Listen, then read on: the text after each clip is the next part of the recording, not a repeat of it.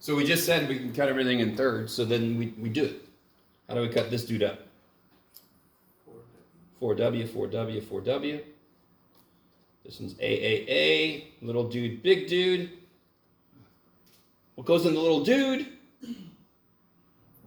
1 4W, 1A, same sign. So if I put 1 4W here, I must put the other two there so that when I FOIL, I put them back together, right? It's almost too nice to believe. So I put 1A there, so what's got to go over here? A square. And then the middle guy is the cleanup dude. So what sign is he going to have? Minus. And then you just slap these together, right? I don't even care if you put it in alphabetical order. Man, we are out of control. Look at that. Not even alphabetizing. We are crazy. Is that okay? 1 of each, 2 of each, product in the middle. And then you got SOAP. Same sign, opposite sign, always positive.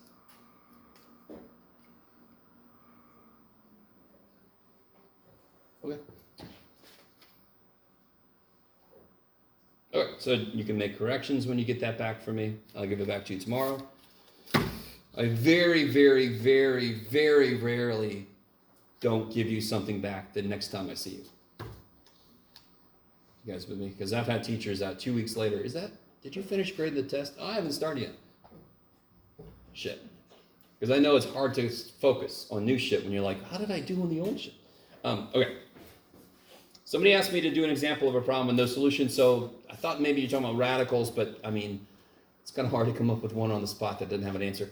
But absolute values, of course, can have one. And of course, I can do like a similar thing. Do either one of these have an answer? For the same reason, really, right? The output of an absolute value cannot be negative. The output of a square root, by definition, cannot be negative. So they're both by definition. So if I have an equation that says, hey man, when is the square root of this shit negative? You're like, never do. Don't do any work. If you do work in both situations, you get answers. And none of them work. From the beginning, you should know none of them work. You guys come with me? So you should take a moment, just look at the equation, see what it's trying to say, and see if there's any reason to keep going. In both of these examples, no reason to keep going. You guys with me? A little bit? A little bit? Okay. Is that all right for whoever asked the question? Is that cool? Whoever asked the question? Okay. Anything else? Questions? Okay, I love you guys. Hopefully I'm not like somebody you don't feel like you can ask me questions. I really hope that's not how it come up, because I live off of questions. So, dear God, if you're not asking me a question because you're like, all these people understand everything, no. If you have a question, at least 10 other people have the same question. All right. So, does everyone still have this handout from last time? Does anyone need this handout? I only printed a few. That's right. That makes sense.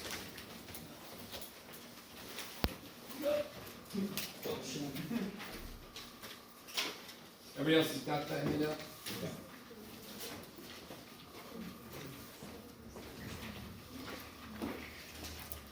All right. Oh, before I go, all right, let me do this before I forget, because you guys still have your calculators, which is good. So everybody, make sure you got this handout. Let me know if you don't. Somebody asked earlier, before class started, there's a certain problem in the homework. There will be problems in the homework that you have to use a calculator for. So everybody should have a calculator if you wanted one. Yes? You can't. Just bring me an ID.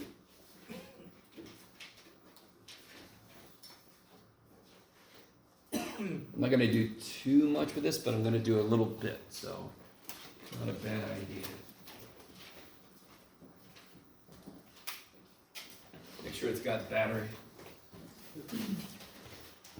So, if you've never used this calculator at all, the on button's down there. To turn it off, do you notice all the blue stuff above the buttons? The second key is like a shift key. So to access anything above the buttons, hit the second and then hit the button. I like it. I think most of the people that fill out the survey said you've used it at least a little bit. How do we know so far? If you've had a scientific calculator, then you should be used to the fact that this thing shows you everything that you're typing in. Right? The little for function dude, you put 7 times 8 and the 7's gone.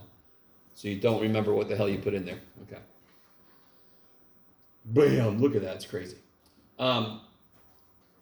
If you hit second enter, you can bring it back, or if you just go up, highlight it, hit enter, you can bring it back, and then you can edit it, right? So it's really good when you have a whole bunch of stuff you plugged in.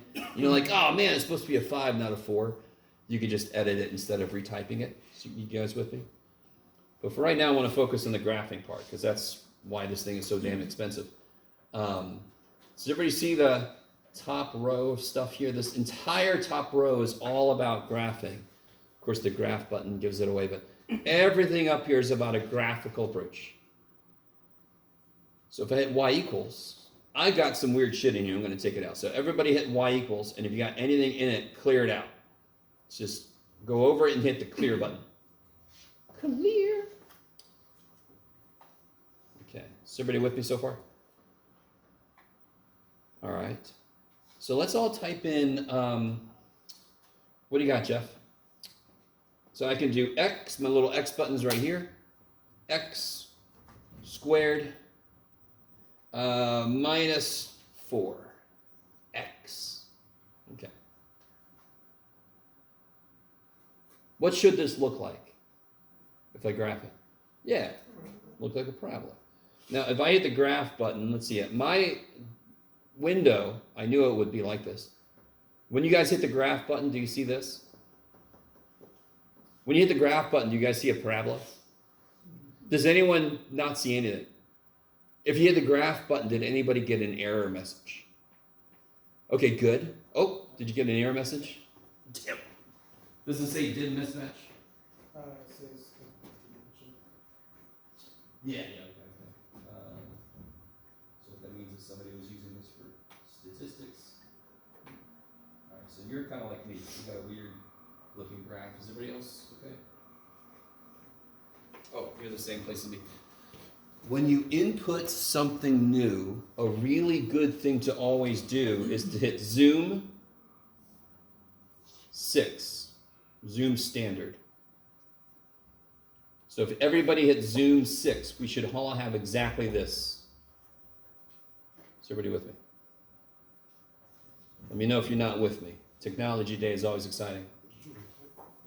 Oh, sorry? For the function? Yeah. This here. Yeah. So your X button's right here. Your square button's right there. Okay. So has everybody got this picture at the moment that wants to play along? Okay. Now, what if I go back to y equals and put in here, what do you want to do, Jeff? I don't know.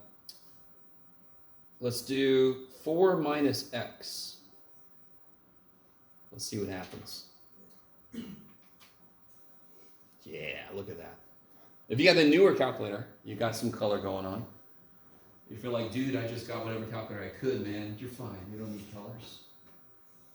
Colors are kind of nice, though. So everybody got that showing up now? You put in 4 minus x for y2. So you can see you can graph multiple things. So now the question is, where do these two things intersect? Right? So that's one thing I could do. And then I'm going to show you how to find the roots of a function. I'm going to show you those two things. I'm going to show you how to find. Can you guys visually see where these intersect? That's crazy sauce.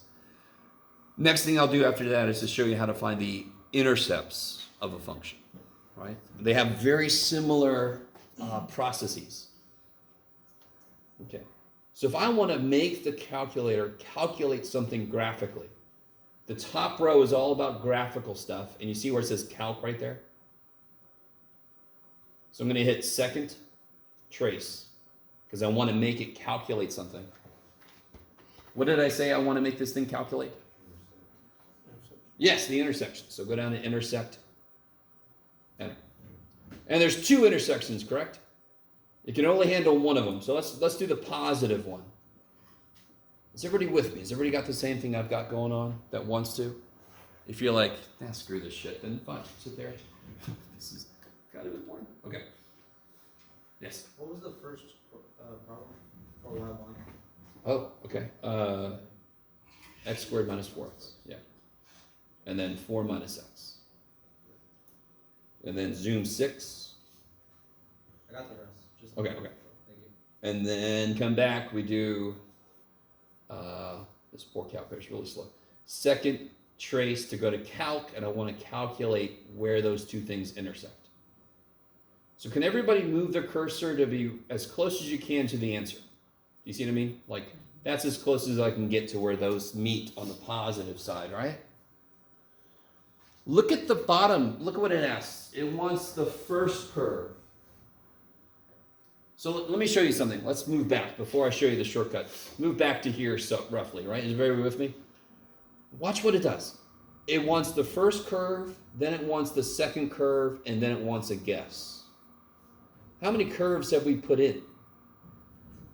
And by the way, is anybody concerned that this is a straight line? I'm calling it a curve. It's what we call a straight curve in math, because we're all weird in math.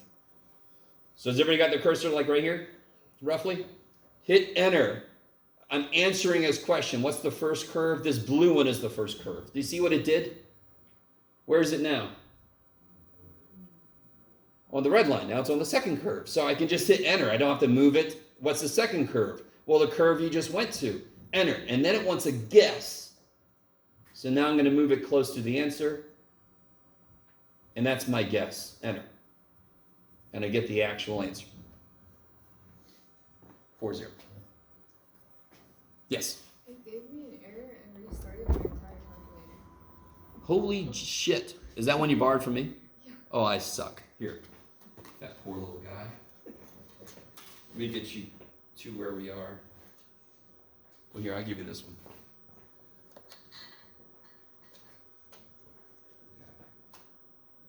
Yeah. You're bad. Okay. So let me get back to where we were. Y equals x squared minus 4x, right? And then 4 minus x. From the beginning, you should have saw that 4. Do you see how 4 works in both to make it 0? So that's where they kind of meet. That's the point where they both agree. That's one point they both agree. So if I do zoom 6, I get back to the picture we had. Now let me just do it again. So I want to know where these things intersect. So if I do second calc, I want to know the intersection. I'm going to do the positive one. So here's the shortcut. If you only have two functions in there, if I put my answer on the cursor on the answer, I hit enter, now it's on the red line. Hit enter, my cursor is already at the guess, hit enter, there you go. So the shortcut is just put your cursor on the answer, enter, enter, enter. When does that not work? If I have more than two functions in my list, because it's just going to keep bouncing between all the functions, so be careful. Is everybody with me? You guys all right? Okay. So let's go back to y equals. Hit clear and clear those. Let's do this. Everybody do x to the, do you know where your to the button is? Where's your to the button? Where's your exponent button? Yeah, the little up, the little caret. So I call this the to the button. X to the third power. Real quick, how many of you guys have a calculator where your exponent is actually up? Anybody have a calculator where your exponent is actually up? How many guys don't like raising your hand? I don't understand. More of you should have that. Is everybody got in your calculator x cubed right now? Have you all got that? Is the power up? Okay. How many guys have x with a little caret and then the 3? Okay. If you have, this looks nice, but do you notice how I'm still up in the power right now? If I keep typing, it's going to all be up in the frickin' power. So I need to hit the over arrow. I need to hit this arrow to come back down. Now I'm back down, see? So now I can keep going. Minus 2x squared The square button's nice because it already brings it back down for you. Do you guys see that? Plus 8x. I'm sorry, make it minus 8x. I forgot. I think I got one that has a nice answer. So I got that, x cubed minus 2x squared minus 8x. So let's graph this thing. Graph. See if it looks like I think it should. Yeah. Go over there, yeah.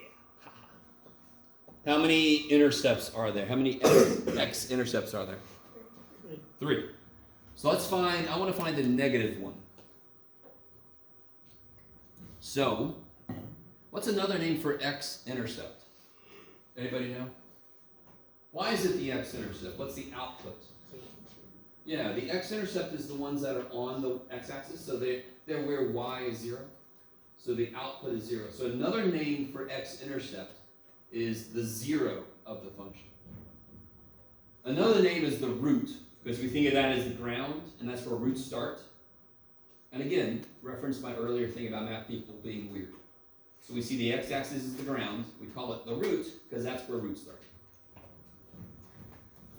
So if I go, I want to make the calculator graphically calculate something for me because it costs a damn lot of money and it better be able to. So that means I'm going to go up here to calculate because this whole row is about graphical stuff. I want to graphically calculate the what? What did I just say was another name for the x-intercept? 0. Bam. So let's find the negative one. So everybody put your cursor as close as you can to the answer. I can't get that close. That's the closest I can get, right? So get your cursor as close as you can get to the answer and don't hit any other buttons. I love Technology Day. So let me know if anything freaky happens. Please be kind. Is everybody with me on that? That wants to play along? What's the question at the bottom? Sorry, don't pay attention to where I point. It's just I point at where I see things. Left bound. So I'm going to hit the left arrow like 3 times. So I'm to the left of the answer. So hit the left arrow. 1, 2, 3. Enter. Now go back to the answer, and now it's asking for the right bound. So I'm going to hit the right arrow. 1, 2, 3. Enter. And you don't have to make your voice do that as you do it. You can if you want to. Now it's got the same question. Wants a good guess. So if I just put my cursor back as close as I can, enter. There we go.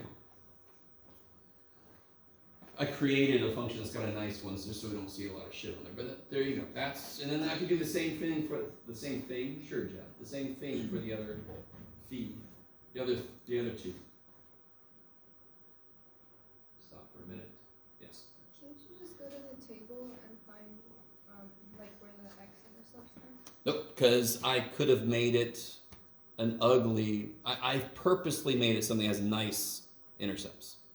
Do you guys understand? Could you factor this? What comes out of all 3 things? X. And then you have x squared minus 2x minus 8. Factors of 8 that had to be 2 or 4 and 2. You could do it. That's why it doesn't make it. So negative 2. Yeah, that would have been one of our answers. So I'm only going to make you use the calculator to get something. I'm doing this now, and I made it nice just because. But if I go back real quick, let me do this. Go back to y equals. Change this 2 to a 3. You with me? Now hit graph. It looks the same. Doesn't it look the same? Because I barely changed it. It looks roughly the same, correct? I love you guys. Some of you guys are very observant. You're like, no, Jeff, it is slightly different. So now if I do the same thing, I'm going to do this a little bit quickly because I have to leave early, actually. So 0. So I'm going to get on the answer. 1, 2, 3 left. Get back on the answer. 1, 2, 3 right. Get right back on top of the answer. And now my answer is that. Correct? Ain't no way I'm getting this from the table. So most of the time, if the book tells you to use a calculator, it's because your answers are going to be gross. It's going to be something you can't factor. Okay, maybe. Maybe? Okay. All right, so any other questions about the calculator while I have it sitting here? We're going to do more on the calculator as we go through the semester, but This is the most immediate need. There is one problem in the homework that asks you to find the x-intercepts of a function using the calculator. Okay. So coming back to this.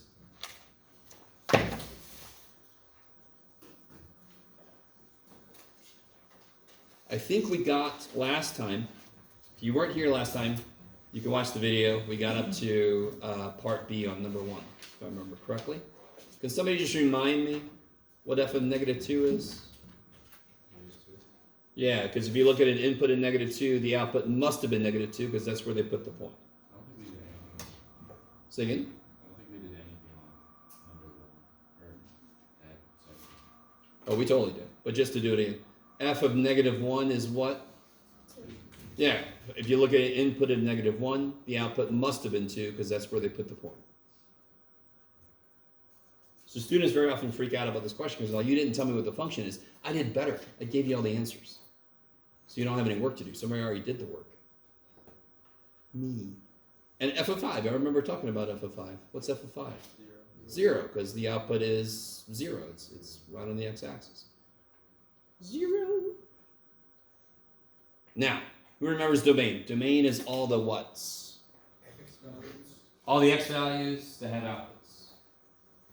So you see the answer is going to be interval notation because it's a continuous line I've made.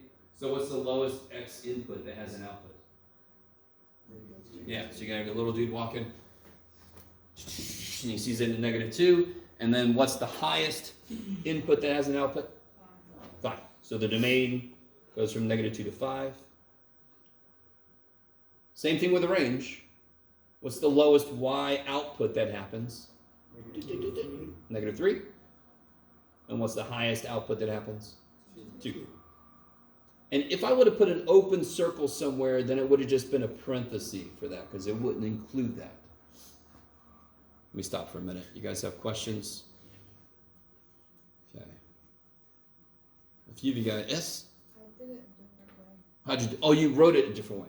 Yes? Yeah, I wrote negative 2 is less than or equal to x, which is less than or equal to 5. Okay, I'm cool with that. These say the same thing.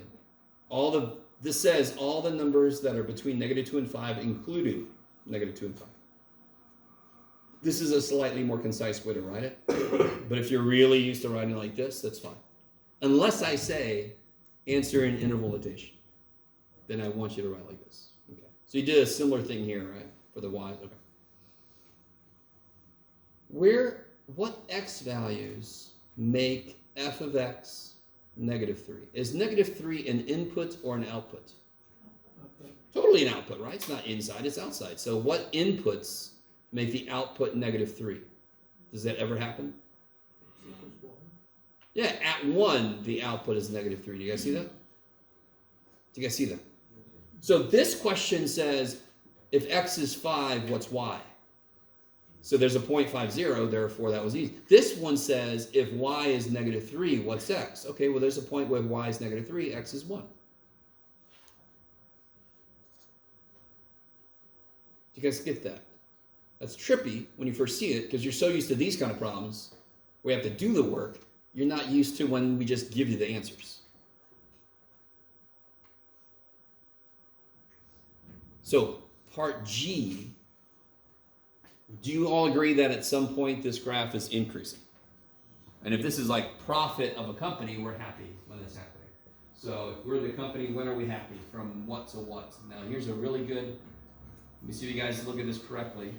Can somebody tell me where this thing is increasing? Kick-ass. So when I say where is something happening, the answer is x, the x values. Where does it start to increase? X equal negative 2. Where does it stop increasing? X equal to negative 1. So the answer to where is it increasing is from negative 2 to negative 1. But you don't include those. I don't, because what's happening at 1, for example? Is it increasing or decreasing at 1? Neither. Okay. That's like if I throw the pen in the air and miss it, oh good. Right at the top, was it going up or down? Neither. Neither. It just rests for a second. Ah! Ah! Just to over. So at the top, it doesn't do either one. So it's a very. I'm not going to take points off, but that's a little thing. I don't include -1 because it's not doing either of those things at -1. Is it increasing anywhere else? Or 1 to 5. That's increasing. Where is it decreasing? -1 to 1. Do you see how you could tell from what I left out here? Didn't I leave out -1 to 1? So either it was flat there or it was decreased. Okay. So that's not a terrible question, but where is always x values? What is almost always y values? Can you guys see the local maximum? Where is it locally maximum? Good. So 2 is the local maximum. What's the local minimum? -3. And what if now a local minimum? What if this kept going? Is -3 the lowest it gets then, if I do that? But is it locally the lowest it gets? Yeah, so it's like a little valley, and that would be the lowest it is in that area. It goes up from there, even though over here it goes way down, that's still locally the lowest point. So local min, local max just means look immediately around it. And this is actually math language in a neighborhood around it. Okay. How are you guys doing? You guys are feeling all right? Okay. Most of this should be a review. You might not have done too much with this kind of stuff. And this should definitely be a review here. Well, let's see if I'm right. Yeah, sorry. For the increasing and decreasing, do you have to put it into parentheses? So you could do like the thing you were doing earlier. So you could say -1 less than x less than 1. But you see how I don't do less than or equal to? Yeah. So unless the problem says use interval notation, I would accept that. Okay. Can you guys do this real quick? Don't say anything. Part A here.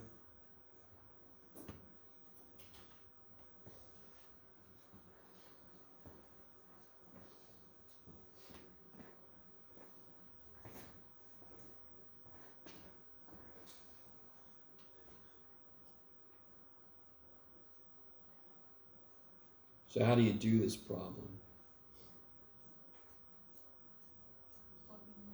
Yeah, I know what f of x is. It tells me what it does to an input, so I just take the input and I do that stuff to it. What's -1 squared? Holy shit. What's -5 times -1? Kick ass. Kick ass. So each one of anything, a function notation problem is basically plug and chug. So how do I do g of 3? Yeah, 3 over 3 minus 2 is 3. Right, 3 over 1. You guys all with me? So now you see why we use different letters so that when I ask questions, you know which thing to use. I'm not going to plug 3 into here because that's the f function, not the g function. How the shit do I do this thing? Inside first. Yeah, so when you go to simplify something like 4 minus 2 minus 3 minus 5, look at this beautiful shit. Look at that. That's beautiful. Gaze upon that. What would I do first? 3 minus 5. Because that's the innermost dude, right? So what am I putting into G? Do I know what I'm putting into G? I don't know yet. So I can say G of, how do I figure out f of 6? Plug in 6 into, F of that. no way. Okay, so I'm going to square 6. I'm going to subtract 5 times 6. 6 squared is minus 36. And then G of 6 would be 3 over 6 minus 2. So 3/4. So I just go from the inside out. And if you just think about it, I don't know what the hell I'm plugging into G until I figure out what f of 6 is.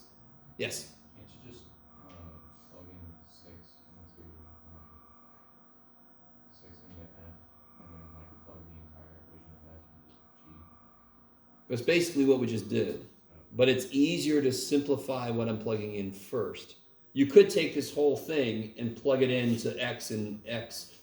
That would so suck. I'd much rather just plug a number in. So that's why I say simplify the inside first and then keep going. The same way we would with any problem. We start from the inside out. And then last problem for the day. What's f of w? W squared minus 5w. Yeah, so I know what f of x is x squared minus 5x, so f of a is a squared minus 5a, right? F of Denny is Denny squared minus 5 times Denny. Okay. So I think next time, first thing I'll have you guys do is do this yourself. If you want to do it ahead of time, feel free, but I'll have the quizzes graded tomorrow. We'll finish this worksheet up, and then we'll continue going in chapter 3. What is our first test, by the way?